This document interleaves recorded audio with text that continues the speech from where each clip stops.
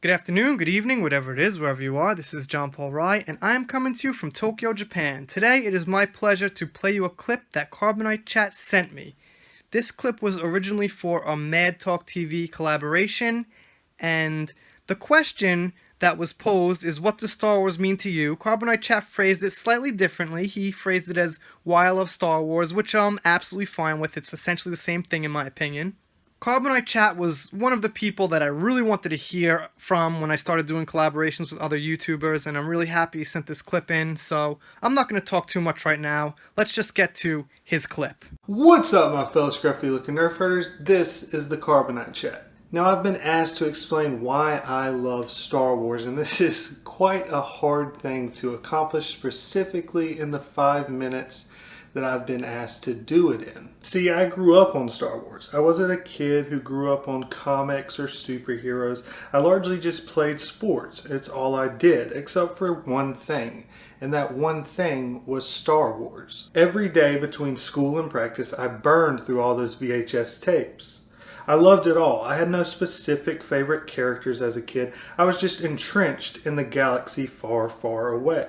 The basic yet timeless hero's journey connected so deep with a boy who too looked off into the stars and dreamed of something bigger himself. It had all the big adventures and battles that would kind of draw a young boy in, yet it was the slow moments that made it more than something like all the other stories aimed at young boys like me. Its willingness to slow down and focus on the characters made them feel even more real, much more like friends or someone that I knew. The use of known archetypes of mythical stories added to this connection, no matter what world they were in.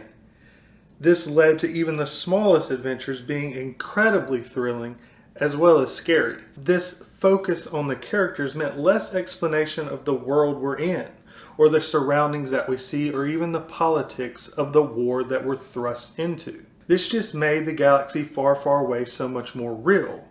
We're not watching something that's all explained to us. We're experiencing a war and a rebellion as it happens. We are placed in the middle of it with the characters that we know and follow. Much is hidden or only slightly mentioned, but never fully explained. Starting out with episode 4 was genius. We're thrust into the middle of all these things. We follow these characters who know of the past, and because they know of it, and they're in the middle of such tension and drama, there's no time or reason for them to explain it. This drives our own imaginations. It's this imagination that builds the world more. We imagine the past adventures, the wars, and the heroes that fought them. This imagination adds to the story as well, as it feels more real to us than we naturally create it in our own heads, than to be told about it from the story itself. Add to this the debate that builds between friends on what must have happened to this character or what must have happened on this adventure. That just brings the galaxy from being far, far away to feeling much more closer to home. But Star Wars doesn't stop there, no. It takes what you've imagined, what you've built up in your head, and then it completely subverts it. It subverts it in the greatest way.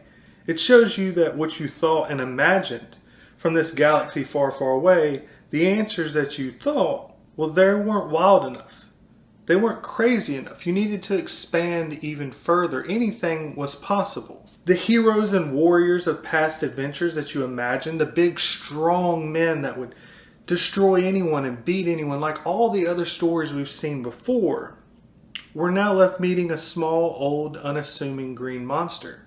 This is the great warrior, the Jedi Master that is going to teach us what it is we need to know to become a great warrior ourselves. It completely flips the idea of what a warrior is. Never again will we judge a hero by their size or strength.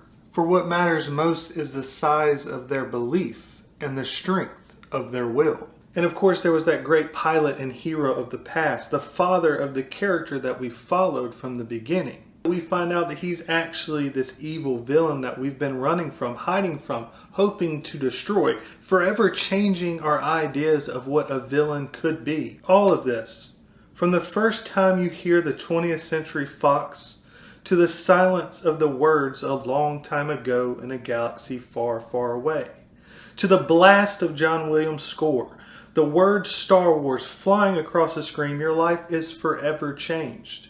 This, though, is not some simple grape juice for young kids to enjoy, but rather the fine wine that only gets better when aged with time. And this, in as short as I can make it, is why I still, to this day, each time I revisit the experience, I'm left with a huge smile and humming along to each and every one of John Williams' great scores and themes.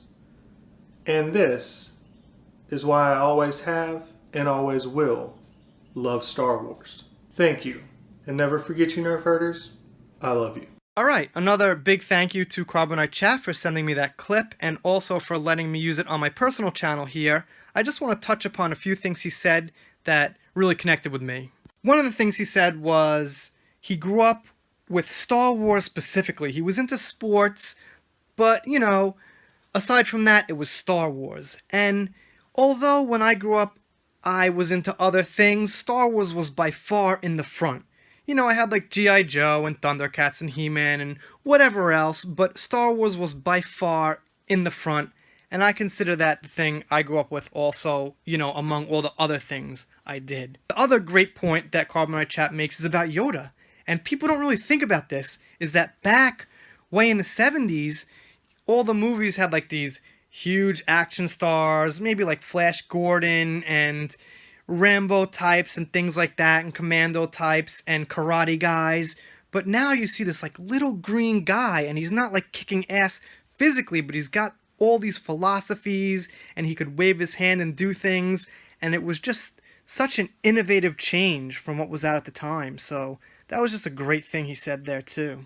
And just to get into Carbonite Chat just for a minute, he has a video that I really like called Why Kylo Ren's Mask Matters, and he also has a video about why Kylo Ren is a bad villain, among other very interesting videos about why things in the Disney Star Wars don't make too much sense. He also has a review on The Last Jedi, which is 2 hours, and, you know, needless to say, it is pretty negative.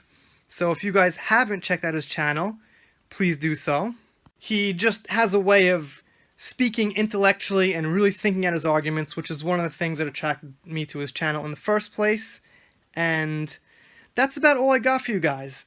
I'd like to hear your thoughts. What did you think of Carbonite Chat's clip? What did you guys connect with? What does Star Wars mean to you guys? Or why do you guys love Star Wars? If you like this content, please consider subscribing here. I will have a series of this, bring you some more YouTubers' thoughts on it. And I will see you next time.